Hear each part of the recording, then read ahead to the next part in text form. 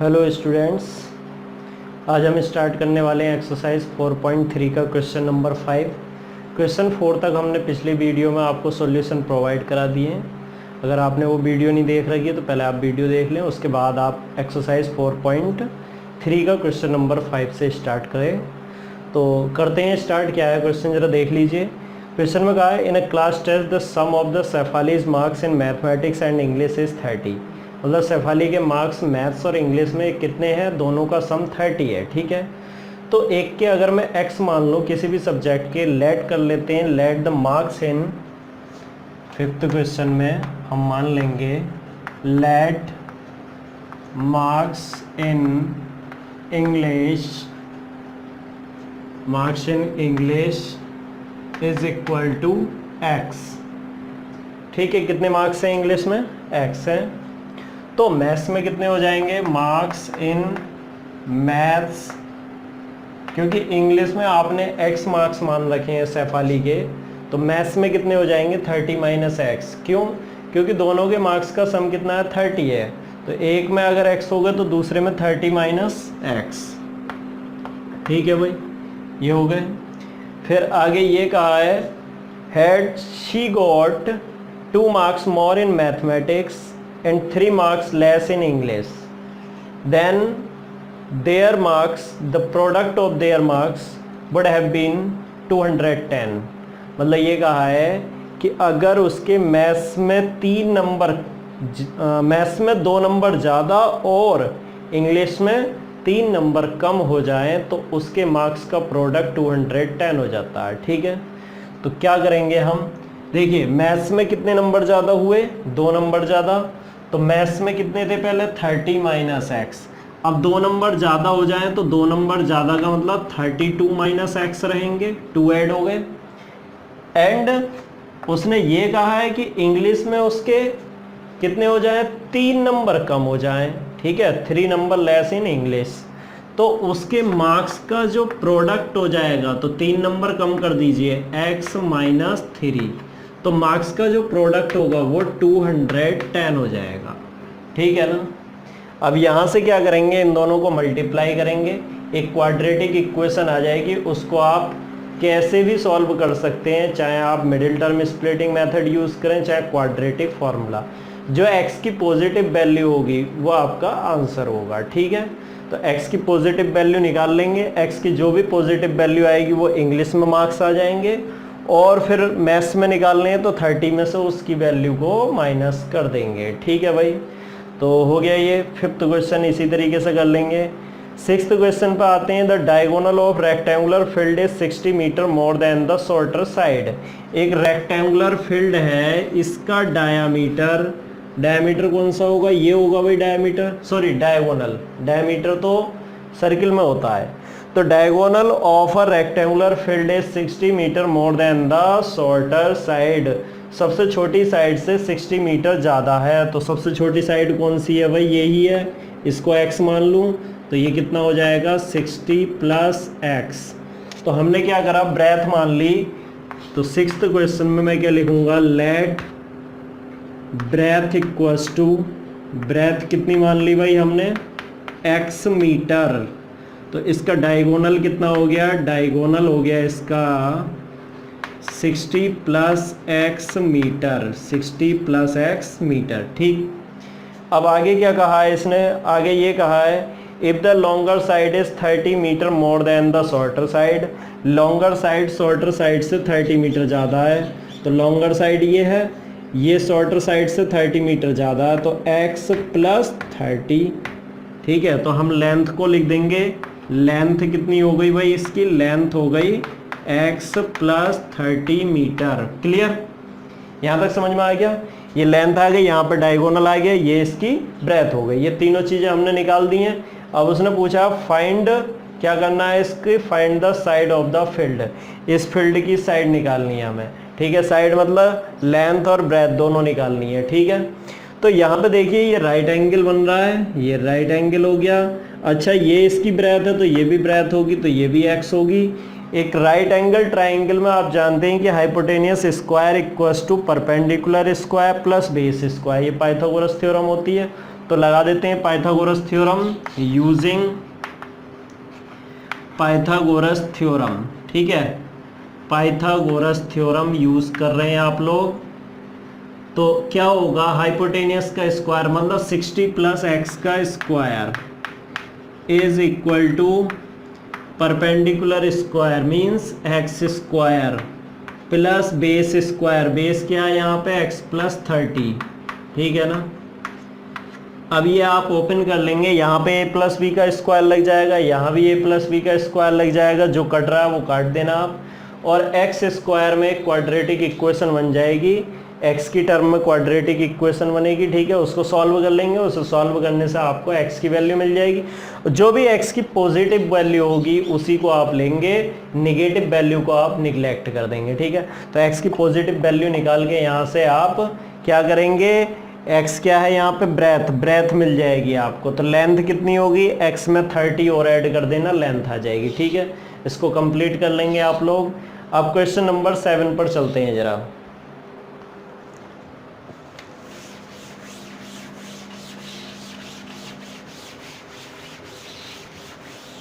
देखिए 7th question क्या है भाई, 7th क्वेश्चन में कहा difference of the square of two number is 180। दो नंबर के स्क्वायर का डिफरेंस 180 है। Square of the smaller number is 8 times the larger number. उसने ये कहा है कि square of smaller number is 8 times the larger number, मतलब छोटे वाले नंबर का स्क्वायर 8 टाइम्स है लार्जर नंबर के। तो मैं मान लूँ, क्या मान लूँ कि लार्जर नंबर कितनी है, x, larger number equals to x। हमने मान लिया कि लार्जर नंबर x है। तो स्मॉलर नंबर का स्क्वायर, उसने ये कहा है कि स्मॉलर नंबर का स्क्वायर, स्मॉलर नंबर का स्क्वायर क्या है, is 8 times the larger number. Clear है ना। यहाँ पे ये कहा था स्मॉलर नंबर का square 8 times the larger number है, and the difference of the square of two number is कितना, 180। दो नंबर के स्क्वायर का डिफरेंस कितना, 180 है। तो दो नंबर के स्क्वायर का डिफरेंस मतलब पहले क्या, कौन सी आएगी, देखो पहले आएगी लार्जर नंबर। क्यों, क्योंकि जो डिफरेंस आ रहा है वो पॉजिटिव आ रहा है। डिफरेंस पॉजिटिव तभी पॉसिबल है जब आगे लार्जर नंबर और पीछे स्मॉलर नंबर। तो आप यहाँ क्या लिखेंगे, लार्जर नंबर का स्क्वायर माइनस डिफरेंस का मतलब माइनस करेंगे, स्मॉलर नंबर का स्क्वायर, स्मॉलर नंबर का स्क्वायर इक्वल्स टू 180। ठीक है भाई, लार्जर नंबर हमने मान रखी है x, तो x स्क्वायर, स्मॉलर नंबर का स्क्वायर कितना 8x है, तो इसको 8x रख दो, 180 को इधर ले आना, तो x square minus 8x minus 180 equals to 0। अब इसे आप सॉल्व कर लेंगे, ये क्वाड्रेटिक इक्वेशन बन गई है। 180 के ऐसे फैक्टर जिससे माइनस करके 8 आ जाए। ठीक है, तो उस तरीके से आपका आंसर आ जाएगा। चलिए क्वेश्चन नंबर 8 की तरफ बढ़ते हैं। क्वेश्चन नंबर 8 क्या कहा है हमसे, ये स्पीड वाला क्वेश्चन है। स्पीड वाले का देखिए, स्पीड वाले जब भी क्वेश्चन आते हैं टाइम एंड स्पीड वाले, तो आपको एक फॉर्मूला याद रखना है कि जो टाइम होता है वो टाइम क्या होता है, टाइम इज इक्वल टू होता है distance upon speed. Time is equals to distance upon speed. क्यों, क्योंकि speed equals to distance upon time. जब स्पीड डिस्टेंस अपॉन टाइम है तो स्पीड को देखो, टाइम को यहाँ आ गया, यहाँ देखिए यहाँ पे लिखा है speed equals to distance upon time. तो आप टाइम को इधर ले गए और स्पीड को नीचे ले गए, तो स्पीड नीचे पहुँच गया डिस्टेंस के। ठीक है, यहाँ तक हो गया, ये समझ में आ गया। चलिए, तो ये चीज़ याद रखनी है डिस्टेंस, स्पीड और टाइम वाले क्वेश्चंस में। ठीक है, जितने भी ट्रेन वाले क्वेश्चन आएंगे, स्पीड वाले, ये बस वाली स्पीड के क्वेश्चन आएंगे, उसमें ये बात आपको ध्यान रखनी है। ठीक, चलिए अब बात कर लेते हैं इसमें दिया क्या है क्वेश्चन में, उसको पढ़ लेते हैं हम लोग। क्वेश्चन में दिया है हमें अ train travel 360 kilometre eight a uniform speed. तो एक तरीके से इसने डिस्टेंस दे दी। कितनी डिस्टेंस दे दी भाई, लिख लो यहाँ पे, डिस्टेंस दी है 360 किलोमीटर। एक ट्रेन है वो 360 किलोमीटर चलती है at a uniform speed. If the speed had been 5 kilometre per hour more, मतलब उसकी स्पीड को 5 किलोमीटर पर आवर बढ़ा दिया जाए। ठीक है, तो कहा है इसने it would have been taken 1 hour less for the same journey. ये कहा है कि अगर इसकी स्पीड को 5 किलोमीटर पर आवर बढ़ा दिया जाए तो ये ट्रेन सेम जर्नी के लिए 1 घंटा कम टाइम लेती है, मतलब 1 घंटे पहले पहुंच जाएगी। जहाँ भी जाना है आप किसी भी ट्रेन की स्पीड तेज कर देंगे तो वो ट्रेन जल्दी पहुंच जाएगी in comparison of less speed train. आपने देखा होगा कि जितनी भी सुपर फास्ट ट्रेन है वो जल्दी पहुंच जाती हैं, या पैसेंजर ट्रेन कम देर में, पैसेंजर ट्रेन ज़्यादा टाइम लगा देती है। ठीक है, एक्सप्रेस ट्रेन जल्दी पहुंच जाती है जहां भी पहुंचना होता है, सुपर फास्ट ट्रेन या एक्सप्रेस ट्रेन जल्दी पहुंचती हैं, और पैसेंजर ट्रेन ज़्यादा टाइम लगाती है। क्यों? क्योंकि पैसेंजर ट्रेन की स्पीड कम होती है। ठीक है, तो वही यहाँ पे कहा है कि अगर एक ट्रेन 360 किलोमीटर की जर्नी करनी है ट्रेन को और वो किसी स्पीड से चल रही है, तो अगर उसकी स्पीड को 5 किलोमीटर पर आवर बढ़ा दे तो 1 घंटे का कम टाइम लगता है। ठीक है भाई, लगता है, कोई बात नहीं। तो अब करना क्या है यहाँ पे, अभी स्पीड की तो पता ही नहीं है हमें कि वो चल किस स्पीड से रही थी, तो पहले मान लेते हैं, लेट कर लेते हैं हम लोग कि स्पीड ऑफ ट्रेन कितनी है भाई। स्पीड ऑफ ट्रेन है x किलोमीटर पर आवर। कितनी मान ली? x kilometre per our. ये यूनिफॉर्म स्पीड है। यूनिफॉर्म स्पीड कितनी मान ली हमने? x kilometre per our. जब बढ़ जाएगी तो कितनी हो जाएगी? x + 5। ठीक है ना, क्लियर है। तो अब ये कहा था कि जो टाइम का डिफरेंस रहेगा वो कितना रहेगा? 1 आवर का। या ये कहें कि अब जो टाइम लगेगा न्यू स्पीड से चलने में, जो टाइम लग रहा है वो पहले वाले टाइम से 1 घंटा कम है। तो अब टाइम कैसे निकलेगा? टाइम निकलेगा डिस्टेंस अपॉन स्पीड। तो डिस्टेंस कितनी है भाई? डिस्टेंस है 360 अपॉन स्पीड। बोलो, देखो नई वाली रखते हैं हमेशा जो चेंज होकर आई है। तो चेंज होकर कितनी स्पीड आई है? x + 5 किलोमीटर पर आवर बढ़ गई। ठीक है, इज इक्वल टू, आपको यही करना है, नया टाइम निकालना है यहाँ पे। ठीक है, new time is equal to old time. कितना था? ओल्ड टाइम जो पहले लग रहा था, पहले कितना लग रहा था? 360। डिस्टेंस तो सेम रहेगी पर स्पीड जो थी पहले वो x थी। ठीक है, तो अब जो टाइम लगेगा पहले वाले टाइम से 1 घंटा कम लगेगा। तो क्या करेंगे? इधर माइनस कर देंगे 1 आवर। क्लियर? ये इक्वेशन बना लिया हमने। ठीक, अब इसको सॉल्व करना है तो आप इसको उठा के इधर पटक दीजिए। चलिए यही करते हैं हम लोग।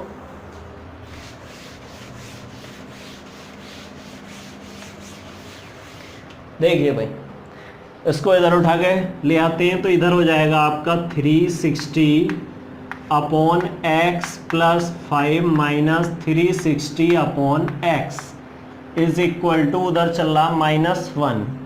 एलसीएम ले लीजिए। एलसीएम कितना आएगा? x + 5 इंटू x की इधर मल्टीप्लाई होगी 360x माइनस x + 5 की 360 से, तो 360 into x + 5। Clear? Is equal to -1। अब कुछ नहीं करना है, यहाँ पे दोनों में 360 कॉमन आ रहा है तो कॉमन उठा लीजिए इसको। 360 को कॉमन ले लिया भाई हमने। यहाँ पे क्या बचा? x बचा, माइनस यहाँ क्या बचा? x बचा और 5 बचा। देखो यहाँ माइनस बाहर है तो माइनस आगे के दोनों साइन को चेंज कर देगा। तो इस माइनस के थ्रू ये भी माइनस हो जाएगा और ये प्लस वाला भी माइनस हो जाएगा। तो इसको बेहिचक आप 5 लिख दीजिए माइनस का। ठीक है, इसके अंदर मल्टीप्लाई करिए, x² + 5x हो जाएगा आपका। इधर -1 चल रहा है। यहाँ जो कटा उसे भगाइए काट के, बचा क्या? 360 इंटू 5, इनकी मल्टीप्लाई कर लीजिए भाई। तो 5 0 0 आ जाएगा, 5 6 जा 30 का भी 0, 3 हो गया, 5 3 जा 15 और 3 18। यहाँ आया -1800 upon x² + 5x is equal to -1। Minus से माइनस कैंसिल। तो हमारी ओवरऑल जो इक्वेशन बनेगी वो क्या बन के आएगी? x² + 5x बन जाए x² + 5x is equal to 1800। तो उसको उठा लीजिए, इधर माइनस का हो जाएगा, बराबर में 0 रह गया। ठीक है, ये क्वाड्रेटिक इक्वेशन बन गई है। इस क्वाड्रेटिक इक्वेशन को आपको सॉल्व करना है by middle term splitting method, या फिर क्वाड्रेटिक फॉर्मूला, या नाम कह सकते हैं उसका श्रीधराचार्य फॉर्मूला। ठीक है, मगर कोई कहे कि हम कंप्लीटिंग द स्क्वायर मेथड से कर दें तो भाई बड़ा बेवकूफ़ होगा वो बच्चा जो उससे मेथड से सॉल्व करेगा। क्यों? ऑलरेडी इतना बड़ा क्वेश्चन हम सॉल्व कर चुके हैं, उसमें भी फिर उसको ज़बरदस्ती हम उसको कंप्लीटिंग द स्क्वायर मेथड से करेंगे, वो खुद अपने आप में इतना बड़ा मेथड है, तो वो तो बेकार का है। कोई आपको 4 से 5 नंबर देने वाला नहीं है, नंबर तो 4 ही मिलने वाले हैं अगर 4 नंबर का क्वेश्चन आ रहा है। तो अच्छा ये है, अगर मिडिल टर्म स्प्लिटिंग से इसके फैक्टर निकल रहे हैं तो वो निकालिए, और नहीं निकल रहे तो आप इसको क्वाड्रेटिक फार्मूले से सॉल्व कर लीजिए, जिसमें हम d निकालते हैं उससे आ जाएगा। ठीक है, तो x की पॉजिटिव वैल्यू को आप उठा लेना यहाँ से, x की जो पॉजिटिव वैल्यू होगी वो आपका आंसर होगा speed of the train. Clear हो गया भाई, समझ में आ गया, कर लोगे आप लोग? ठीक है, क्वेश्चन नंबर 9 की ओर बढ़ते हैं। वाटर टैप वाला क्वेश्चन है। वाटर टैप वाले क्वेश्चन आपने 8th क्लास में बहुत करे हैं, करे तो होंगे ही। 8th क्लास में एक क्वेश्चन था हमारा, वो चैप्टर था time and work. Time and work chapter में काफ़ी क्वेश्चन आते थे इस टाइप के हमारे, तो वही क्वेश्चन फिर से रिपीट हो रहे हैं। बट ये है कि ये वर्ड प्रॉब्लम बना के भेज रहे हैं अब। पहले इसमें कुछ नहीं होता था, पहले सब कुछ दिया होता था, हमें टोटल टाइम वगैरह निकालना होता था कि एक टैंक को भरने में कितना टाइम लगता है। 2 वाटर टैप खोल दिए, एक छोटा एक बड़ा, दोनों एक साथ चल रहे हैं, अब वो दोनों मिलके कितनी देर में एक टैंक को फिल कर देंगे, इस टाइप के क्वेश्चन होते थे। मगर यहाँ पे एक वर्ड प्रॉब्लम टाइप में बना दिया उसने, क्वाड्रेटिक इक्वेशन बनवाएगा जरूर, उसका काम ही है यहाँ पर। तो क्या कह रहा है कि 2 water tap together fill the tank in 9 whole 3/8 hours. ठीक है ना, क्वेश्चन में कह दिया कि जो टाइम लग रहा है, time taken bye 2 water taps, ठीक है ना, 2 वाटर टैप्स कितनी देर में भर रहे हैं? 9 होल 3/8 आवर्स में। इसे हम लिख सकते हैं 9 8 72, तो 75/8 आवर्स। ठीक है ना, मगर आपने वहां पे देखा होगा कि जितने भी क्वेश्चन करते थे हम इसमें रेसिप्रोकल कर देते थे। ठीक है, टाइम का हमेशा रेसिप्रोकल, और टाइम का जब रेसिप्रोकल करते हैं तो वर्क निकल के आता है। ठीक है, तो एक तरीके से अगर 2 वाटर टैप एक साथ एक टैंक को भर रहे हैं तो कितना टाइम ले रहे हैं? 75/8 आवर्स। 2 वाटर टैप एक टैंक को 75/8 आवर्स में पूरा भर देते हैं, तो 1 आवर में कितना पार्ट फिल होगा? ठीक है ना, तो टैंक फिल्ड इन 1 आवर। ठीक है, 1 आवर में कितना पार्ट फिल होगा टैंक का? 8/75। हमेशा रेसिप्रोकल करते हैं, यही होता है ना। अगर x आवर्स में पूरा काम हो रहा तो 1 आवर में कितना काम होगा? 1/x। तो उसी तरीके से कर लिया हमने ये। ठीक है, फिर आगे कहा है the tap of larger diameter takes 10 hour less than the smaller one to fill the tank separately.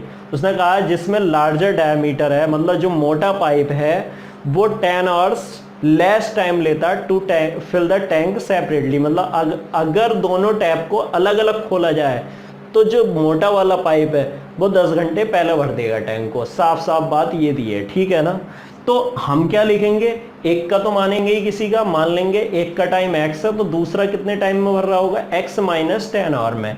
ठीक है, तो let time taken by smaller pipe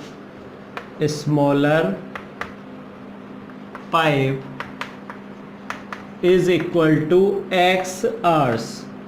smaller pipe कितना टाइम ले रहा? x आवर्स का। तो time taken by larger pipe is equal to x minus 10 hours. यही तो कहा है कि जो बड़ा वाला पाइप है, जो मोटा पाइप है, वो 10 आवर्स पहले भर देगा, तो x माइनस 10 आवर्स। ठीक है, तो दोनों अगर खोल दिए जाएं तो एक साथ मिलके कितना पार्ट फिल करेंगे टैंक का? तो पहला वाला x आवर्स में पूरा भर रहा था, तो 1 आवर में कितना भरेगा? 1 आवर में 1/x। दूसरा पाइप x माइनस 10 आवर्स में पूरा टैंक भर रहा है, तो 1 आवर में कितना टैंक फिल करेगा? 1 आवर में टैंक फिल करेगा 1/x माइनस 10।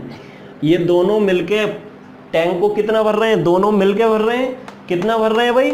इतना भर रहे हैं। ठीक है, दोनों को प्लस कर दिया। अब यहाँ पे लिखा हुआ टैंक फिल्ड इन 1 आवर, ये भी तो दोनों मिलकर भर रहे थे। कितना? 8/75। तो इसे लिख देंगे इज इक्वल टू 8/75।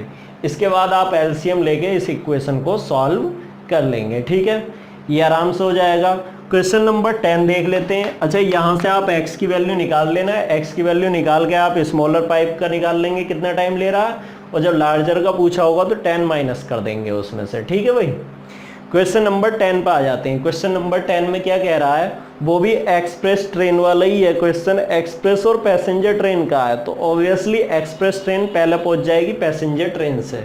ठीक है, तो क्वेश्चन में यही कहा है कि an express train takes 1 hour less than a passenger train to travel 132 kilometre between Mysore and Bangalore. मतलब मैसूर से बेंगलोर तक जाती है एक्सप्रेस ट्रेन, वो 1 घंटा पहले पहुंच जाती है 132 किलोमीटर की डिस्टेंस पर। तो डिस्टेंस कितनी दे दी, देखो डायरेक्टली मैं इक्वेशन बना रहा हूँ। लेट कर लेंगे स्पीड ऑफ किसकी मान ले, एक्सप्रेस ट्रेन की मान ले या पैसेंजर की मान ले। चलो पैसेंजर की मान लेते हैं।